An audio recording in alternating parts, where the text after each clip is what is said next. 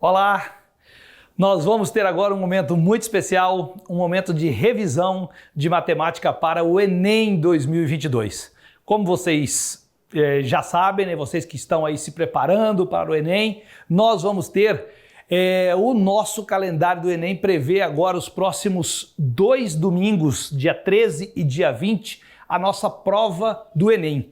E um dos quesitos avaliados no Enem, muito importante, é a prova de matemática, né? Como vocês sabem, a prova de matemática do Enem, ela é uma prova muito bem elaborada, é uma prova com questões normalmente com enunciados muito longos, que demandam uma atenção do aluno. O aluno precisa ter muito cuidado no momento de leitura, precisa destacar os pontos importantes. Eu coloquei isso aqui para vocês no um dos tópicos, ler atentamente os enunciados com destaque aos tópicos. Por que é importante isso?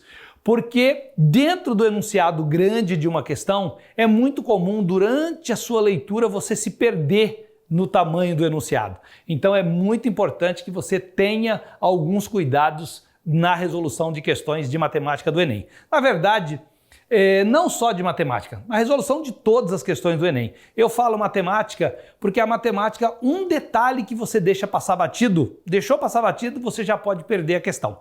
Então, é muito cuidado. Eu espero que você tenha um excelente desempenho nessa prova do Enem. Eu tenho certeza que você já vem estudando, você já vem se preparando. E nós estamos aqui hoje para dar esse último up da sua preparação para a prova do Enem 2022 de matemática. Vamos lá então? Vamos junto comigo aí conhecer um pouquinho, brincar um pouquinho de matemática. Eu gosto muito de brincar com a matemática. A matemática é a parte da ciência, digamos assim, que você consegue transitar dentro dela e se sentir muito bem. Por quê? Porque é lógico que tem aquelas fórmulas que você tem que decorar, isso ou aquilo, mas especificamente na prova do Enem não se cobra muito decorar fórmulas. O que se cobra mais na prova do Enem? Se cobra que você tenha uma boa interpretação da questão.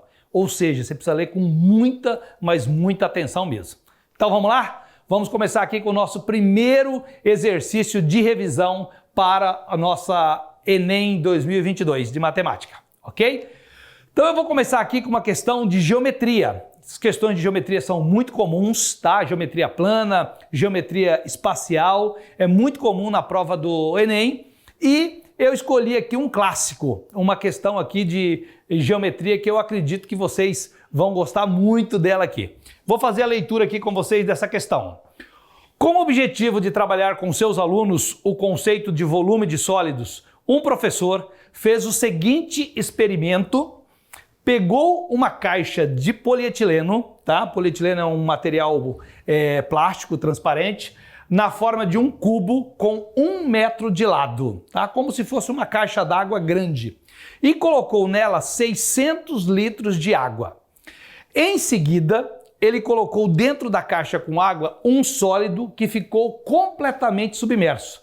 Ou seja, ele colocou água até uma certa altura e depois ele mergulhou um sólido dentro dessa água.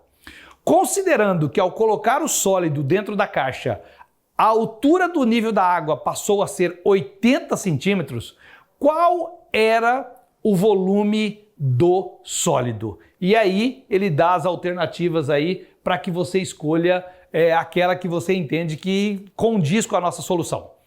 Veja bem, essa ideia, né, que eu falei para vocês de destacar os pontos importantes, eu fiz isso aqui no nosso próximo slide. Veja que eu destaquei algumas observações importantes. O cubo ele tem 1 metro de lado. Essa é a primeira informação que eu estou dando destaque. Segunda informação, dentro ele tem 600 litros de água, certo? E a terceira informação que eu coloquei ali, ao colocar o sólido dentro, o nível da água ele passou a ser de 80 centímetros. Então, o que significa? Que a água estava até uma certa altura e houve deslocamento dessa água, certo? Então veja que esse destaque em negrito é isso que você deve fazer na sua prova, na sua questão, ok? Eu vou falar um pouquinho com vocês para resolver essa questão sobre um princípio de um matemático francês chamado Cavalier, que eu acredito que Você já escutou isso na escola, o professor já deve ter falado isso com você, mas talvez você não lembre, e é um princípio muito importante da matemática. Veja bem esse desenho que eu coloquei aqui para vocês, essa ilustração. Nós temos aqui uma caixa, né, com água, aqui o azul está ilustrando uma água, e eu tenho aqui um objeto sólido aqui em cima, tá? E a flechinha apontando que eu vou deslocar ele para dentro da água. Qual é o procedimento para entender o princípio de Cavalieri? No momento em que esse objeto ele mergulhar aqui dentro da água, vai acontecer um deslocamento e essa água vai subir. Veja a segunda figura que nós temos aqui, ó. Nessa segunda figura, o objeto já está mergulhado aqui e você vê que o nível da água ele trocou, ele subiu, tá? E o que significa esse deslocamento para nós? Esse deslocamento ele significa o volume daquele sólido que foi inserido. Esse é o famoso princípio de Cavalieri. Qual que é a vantagem do princípio de Cavalieri? É que com ele você consegue calcular volume de sólidos não regulares, certo? E eu queria mostrar isso aqui para vocês através de um experimento prático que eu trouxe aqui para vocês. Acompanhem junto comigo aqui. Veja bem, eu tenho aqui um becker graduado, tá? Esse é um becker de 1 litro, de 1000 ml, certo? Eu trouxe aqui 3 pedras de tamanhos diferentes para você entender a minha demonstração e eu vou colocar água aqui até uma certa altura, tá? Eu vou colocar água aqui até um certo ponto. Coloquei aqui aproximadamente em 600 ml, se você ver aqui. Tá? Só para você ter uma ideia. Bom, detalhe, é uma água colorida, tá? Coloquei um suco nessa água para que ficasse melhor a visualização. Mas você pode repetir isso na sua casa sem o suco. É só para você entender a ideia. E o que eu queria mostrar para você? Que no momento em que eu coloco uma pedrinha pequenininha aqui dentro, ó, você vai ver que o deslocamento que houve é quase imperceptível. Ou seja, dificilmente você vai conseguir ver que houve deslocamento. Ele tem o deslocamento, mas é um deslocamento pequenininho. Eu vou retirar ela aqui, ó. Vou retirar, vou colocar ele do ladinho aqui, certo? E vou fazer agora com a maior. Vou pular até a menor aqui, que eu trouxe apenas para ilustração, para você ver a diferença quando a gente coloca um objeto grande. Olha o que aconteceu agora dentro do nosso becker. Você consegue perceber claramente que o deslocamento se aproximou ali de 800 ml. E o que significa esse deslocamento de 600 para 800? É exatamente o volume daquele objeto que eu coloquei ali dentro. Pode ser uma bola de sinuca, pode ser uma pedra, um objeto irregular qualquer. Então, esse princípio Cavalieri é o princípio que está sendo cobrado naquele exercício e nós vamos voltar para lá agora para concluir a nossa resolução. Beleza? Então, voltando aqui no nosso princípio de Cavalieri, eu queria mostrar qual é a minha proposta de resolução para essa questão aqui junto com vocês. Então, veja bem aqui o que nós temos, tá? Primeiro, eu fiz aqui com vocês o desenho de um cubo, tá? De 1 metro por 1 metro por 1 metro. Então, o desenho do cubo, tá? Já para você ter essa ilustração. Qual é o volume desse cubo? O volume desse cubo é 1 metro cúbico. Por quê? Porque ele cheio é calculado o volume 1 metro vezes 1 metro vezes 1 metro. Então, automaticamente, o volume 1 metro vezes 1 metro dá 1 metro quadrado, que é a área desta base aqui, e multiplicado pela altura vai dar 1 metro cúbico. 1 metro cúbico. Então, o volume desse sólido é 1 metro cúbico. Detalhe importante, tá? Para quem não lembra, 1 metro cúbico tem capacidade equivalente a 1000 litros, tá? 1 metro cúbico equivale a 1000 litros. 1 decímetro cúbico equivale a 1 litro. E 1 centímetro cúbico é o nosso famoso ml. Tudo bem? Bom, então o que nós temos aqui, ó? Para 1000 litros temos 100 centímetros de altura. Logo, para 600 litros teremos 60 centímetros. Então eu já coloquei aqui, ó, a água estava até 60 centímetros de altura. Como o nível subiu para 80 centímetros, esse é um detalhe importante, então o deslocamento vai ser de 60 até 80, houve um deslocamento de 20 centímetros. E o que significa isso na prática? Ó? Esse 20 centímetros vai corresponder a um deslocamento de 200 litros. Essa é a lógica do exercício, 200 litros. Então, qual seria o procedimento, então? Como é que eu analisaria isso? Então, eu vou fazer o seguinte, ó. A área da base aqui é 1 metro quadrado, certo? 1 metro quadrado multiplicado pelo deslocamento, que é 0,2 metros. Detalhe, eu falo de deslocamento, tá? É quanto a água subiu. Então eu faço 1 metro quadrado multiplicado por 0,2 metros e aí nós vamos chegar no 0,2 metros cúbicos. Então esse nosso exercício, tá? A solução para ele seria a letra A aqui, 0,2 metros cúbicos, que seria equivalente a 200 litros de água de deslocamento, ok? Bom, o que a gente tira dessa questão? Que o elaborador dessa questão queria cobrar do aluno se ele conhecia o princípio de Cavalieri, em primeiro lugar, e se ele sabia como é que calcula o volume daquele objeto. Tá? O cubo se calcula pela área da base vezes a altura, assim como o paralelepípedo também se calcula a área da base vezes a altura, ok? Acredito que é uma questão muito legal e tem grande chance de você ver uma parecida com essa na nossa prova de matemática do Enem 2022, ok? Bom, para não perder tempo, vamos para a próxima aqui. Eu escolhi uma questão de proporção, turma. Essa é uma questão bem legal, não é uma questão que envolve cálculos matemáticos complicados, mas ela tem uma característica legal. Ela trabalha a ideia de proporcionalidade. Razão e proporção é um dos conceitos mais importantes de matemática que se estuda no ensino fundamental e no ensino médio. Então vou fazer a leitura junto com vocês aqui. Veja lá. Ó, um microchip utilizado em espionagem industrial tem uma capacidade máxima que permite armazenar 120 fotos na memória, né? Hoje nós temos chips aí, nanochips que armazenam milhões de fotos, né? Isso aqui é apenas uma ilustração, tudo bem? Para que sejam reveladas no formato de 20 centímetros por 30 centímetros. Ao optar-se por uma revelação no formato de 10 centímetros por 15 centímetros, ou seja, fazendo uma redução, eu vou usar menos pixels, detalhe, vou usar menos pixels, tá? Mantendo a mesma qualidade, isso é muito importante, tá? É possível armazenar na memória dessa máquina quantas fotos? Então eu tenho uma memória para uma quantidade de fotos, seria 120 fotos de 20 por 30, e eu quero saber quantas fotos eu conseguiria colocar se eu manter a resolução dessas fotos, mas eu diminuir para 15 por 10 centímetros. Tudo bem? O que eu queria destacar para vocês? Aqueles pontos importantes que eu disse que você tem que colocar em negrito, você tem que grifar quando você estiver lendo a sua prova de matemática. Então veja bem, eu coloquei os dados ali, ó, armazenar 120 fotos, tamanho dessa foto, 20 centímetros por 30 centímetros. O que eu quero agora? Diminuir essa foto para 10 centímetros por 15 centímetros. E aí, manter a mesma qualidade e ver quantas fotos eu conseguiria armazenar. Legal o exercício, né? Onde que vem a pegadinha do exercício?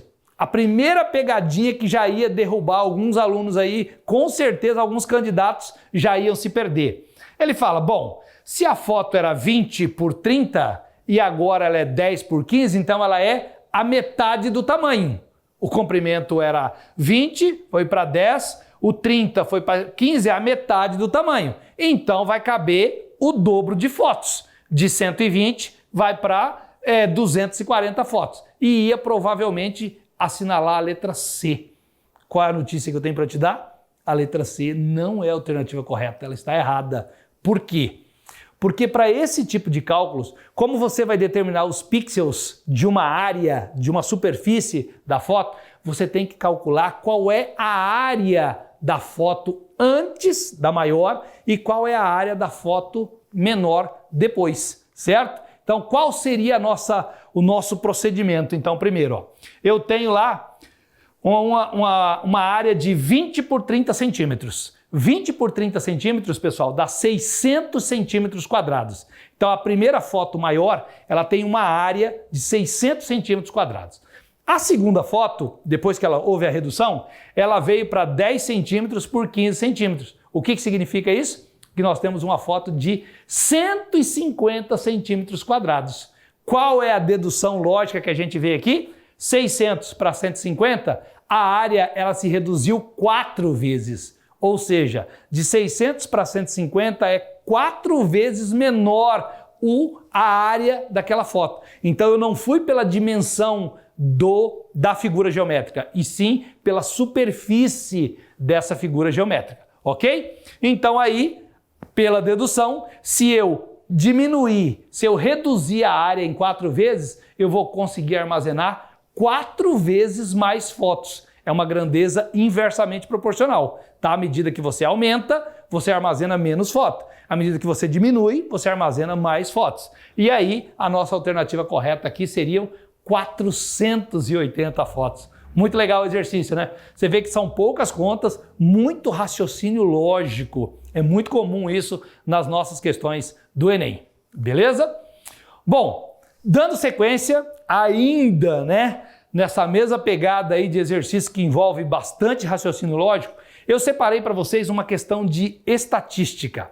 Estatística é aquilo que calcula média, variância, moda, desvio padrão. Então é uma parte da matemática que no ensino médio, às vezes o aluno ele não vê muito, não é muito trabalhado isso no ensino médio.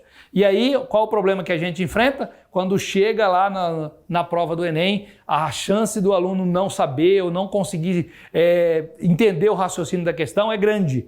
A notícia boa que eu tenho para te dar é que as questões de estatística normalmente trabalham com razão e proporção também, tá? Então é um conhecimento aí básico da matemática. Separei para vocês aqui, ó, um item importante do enunciado. Então vamos ler junto comigo, ó. A Pesquisa Nacional por Amostra de Domicílios, tá? É uma pesquisa feita anualmente pelo IBGE, exceto nos anos em que há censo.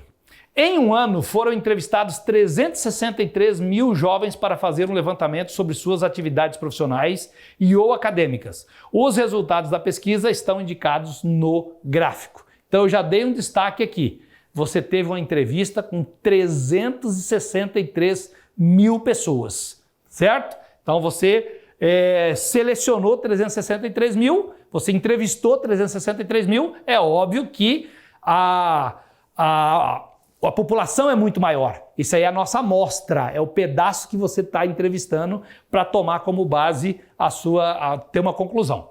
Bom, e aí tem o desenho aqui para você entender, tá? Tirar algumas informações e responder a pergunta. Então ele fala, ó, de acordo com as informações dadas, o número de jovens entrevistados que trabalha é de quanto? Veja bem esse gráfico que você tem aqui, tá? Esse aqui é um gráfico de colunas, ó. É um gráfico de colunas que você tem aqui, muito comum, muito usado na estatística, muito usado no Enem. Então, o que você tem, ó? Esses dados estão em porcentagem, tá? São jovens em atividades entre 15 e 29 anos e ele diz o seguinte, ó.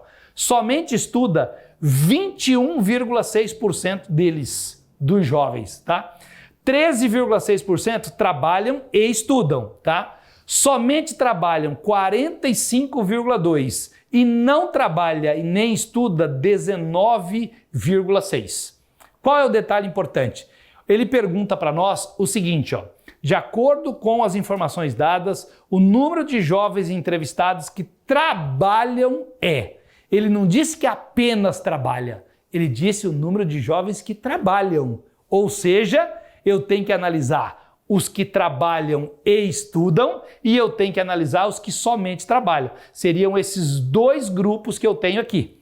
Concordam junto comigo? Então a primeira informação importante do problema seria essa. Ele está perguntando o número de jovens que trabalham. Qual que é a minha proposta de resolução a essa questão? Então, primeiro, eu somei o 13,6 com 45,2, ó. 13,6 com 45,2 deu 58,8% de jovens que trabalham. Não disse que só trabalham, tá? São jovens que trabalham. E aí, o que eu fiz? Eu peguei o número 58,8% e transformei em um número decimal, tá? É só dividir ele por 100, ele vira 0,588. E multipliquei pelo total de pessoas entrevistadas, que foram 363 mil jovens. E o total que a gente encontrou, 213.444 pessoas, a nossa alternativa C. Legal o problema, né? simples a resolução, não é uma resolução complexa e eu tenho certeza absoluta que ficou fácil aí para você pegar essa questão aí, para você entender, porque usou que conceito basicamente? Ó, soma de dois números decimais e depois conversão de número na forma de porcentagem para número decimal e uma multiplicação muito simples aí, que eu acredito que todo mundo aí teria condição de fazer tranquilamente, ok? Bom, nossa próxima questão é uma questão coloquei aí como razão e aritmética. Razão porque na matemática razão é um conceito de divisão. E aritmética são aquelas questões que envolvem soma, subtração, multiplicação, divisão. Então, na verdade, tudo tem aritmética, né? Mas eu estou destacando porque essa aritmética é forte, é importantíssima aqui para nós. Uma questão, inclusive, que foi extraída da prova do Enem agora, o Enem 2020, tá? Nós tivemos o Enem de 2020 no formato remoto, lembram? Não teve prova presencial em 2020 e essa questão aqui eu extraí lá da prova do Enem 2020. Então acompanhe a leitura junto comigo, o que diz, ó.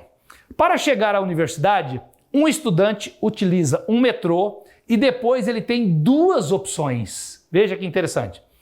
Quando ele desce do metrô, ele pode seguir no ônibus um trajeto de 2 km. Ele pode pegar um ônibus e andar por 2 km. Ou ele pode alugar uma bike, alugar uma bicicleta ao lado da estação do metrô, hoje é muito comum isso nas grandes cidades, né? Aluguel de bicicleta, e ele seguir 3 km por uma ciclovia, certo? O quadro fornece as velocidades médias do ônibus e da bicicleta no trajeto metrô-universidade, tá? É óbvio que a mobilidade urbana hoje é uma coisa muito importante, então às vezes você está de bike, você se desloca mais rápido do que de ônibus, porque o ônibus pega trânsito e às vezes a ciclovia está livre e o ciclista percorre muito mais quilômetros do que se ele tivesse no ônibus, correto? Bom, veja a tabela, o que ele diz, ó. Na tabela ele diz que na segunda-feira, tá? De ônibus ele tem uma velocidade média de 9 km por hora, enquanto que de bike ele tem uma velocidade de 15 km por hora. Olha como ele está mais rápido de bike. Na terça-feira a velocidade média de ônibus é 20 km por hora, enquanto que de bike é 22. Por que muda de dia para dia? Porque o trânsito oscila nas cidades, né? Você sabe que principalmente em grandes cidades é muito comum momentos, horários e dias em que o que eles chamam de hora do rush, né? O famoso rush é quando você tem muita gente indo para o mesmo lugar, correto? E aí ele diz o seguinte, ó, a fim de poupar tempo no deslocamento para a universidade, em quais dias o aluno deve seguir pela ciclovia? Ou seja, depois que ele desceu pelo metrô, em que dia é interessante ele optar pela bike ao invés de pegar o ônibus para poder chegar mais rápido, tá? Para poupar tempo, certo? Bom, qual foi o procedimento que eu sugiro para vocês? O que eu entendo que é a maneira mais fácil de resolver esse exercício? Tá? Ele diz que optando por ônibus, eu só tenho 2 km para percorrer. Mas quando eu pego a bike, as minhas ciclovias, elas têm 3 km, ou seja, o trajeto de bike é maior. Tudo bem? E aí a minha sugestão é a seguinte, é você analisar o tempo que o aluno levaria em cada uma daquelas situações e em cada um dos dias. Aí eu montei uma tabelinha que eu acredito que vai ficar show para você entender. Com essa tabelinha, ó, não tem erro. Veja só. O que eu fiz? Ó? Eu tenho 2 km aqui. A minha velocidade média é de 9 km por hora. O que significa isso? Que eu levo 0,22 de hora, tá? Isso não é 22 minutos, tá? 0,22 de hora não são 22 minutos. Você tem que fazer 0,22 vezes 60 para converter em minutos. De bicicleta, tá? Na segunda-feira também, eu tenho 3 km para percorrer, enquanto que a minha velocidade média seria de 15 km por hora. Então eu divido 3 por 15, deu 0,2. Perceberam? E aí eu fiz isso para todos os dias da semana. Ó. Eu fiz isso para segunda, para terça, para quarta, para quinta e para sexta. E aí eu fui analisando os scores aqui, os resultados que eu obtive. E qual é a conclusão? Nós podemos ver que os únicos dias em que o tempo de bicicleta é menor que o de ônibus é na segunda, na quarta e na sexta-feira, tá? Por quê? Veja bem, na segunda-feira aqui deu 0,2, enquanto que aqui deu 0,22, tá? Na terça-feira eu tenho aqui 0,13, aqui eu tenho 0,1, então aquele lá é maior. E aí eu fiz a análise de todos eles, certo? Veja que é uma tabelinha que engloba o conceito de velocidade média, que é quilômetros por hora, tá? Que é uma razão. Na matemática isso é uma razão, tudo bem? Então automaticamente a minha resposta vai ser segunda-feira, quarta-feira e sexta-feira aqui para o nosso exercício, ok? Gostei muito dessa questão, eu achei que foi uma questão muito bem elaborada, né? E eu tenho certeza absoluta que não precisava de calculadora, isso dava para ser feito na mão, tranquilamente, né? E não era um exercício que gastou muito tempo, mas envolvia bastante isso aqui, raciocínio lógico, ok?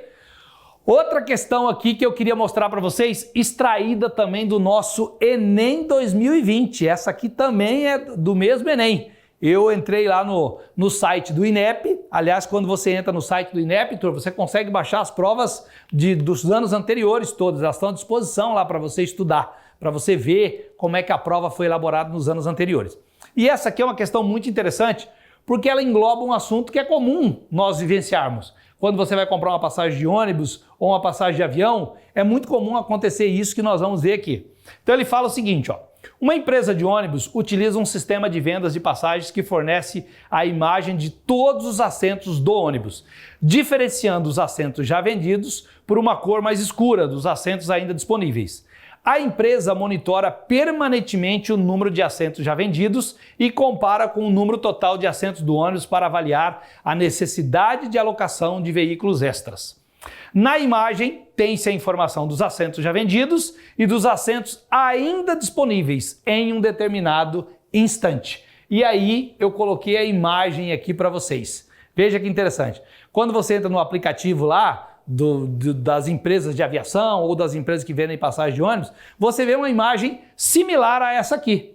E aí ele coloca em destaque, ó, aqui está em escuro, as poltronas que já estão vendidas. Porque aí, como eu sou o comprador, eu vou escolher aquelas que estão brancas, ó, aquelas que estão clarinhas, são as poltronas que estão disponíveis ainda.